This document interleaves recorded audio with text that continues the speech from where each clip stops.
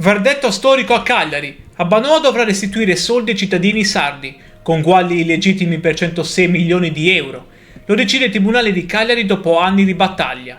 Io sono Matteo e ti ringrazio per essere qui sull'Isola Informa. Questa sentenza riguarda migliaia di sardi. Se anche tu hai ricevuto una bolletta Abbanoa che non ti convinceva, iscriviti al canale e metti like. La sentenza arriva al Tribunale di Cagliari, seconda sezione civile. Riguarda i conguagli Abbanoa 2005-2011, richiesti nel 2014 a migliaia di utenti in tutta la Sardegna, spesso anni dopo i consumi. E perché che quei conguagli erano illegittimi secondo i giudici? Il Tribunale di Cagliari ha stabilito che il metodo di calcolo era sbagliato, forfettario e scaricava sui cittadini errori gestionali di Abbanoa. In alcuni casi le bollette erano state inviate a persone che nemmeno avevano il contratto negli anni contestati. La class action, guidata dal comitato Unidos di Mauro Pili, ha coinvolto circa 12.000 sardi.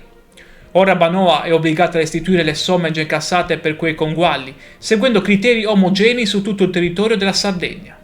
Secondo Mauro Pili, oggi ha vinto il popolo sardo. I cittadini non possono pagare, anni dopo, per errori fatti alle loro spalle.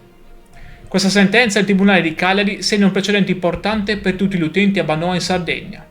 Iscriviti all'Isola Informa e lascia un like per sostenere questo tipo di informazione. Secondo te questa sentenza cambierà davvero il rapporto tra Abbanoa e i cittadini sardi? Aspetto di leggere la tua nei commenti e grazie per aver seguito questo caso. Continuiamo a raccontare insieme quello che succede in Sardegna. Un saluto e alla prossima!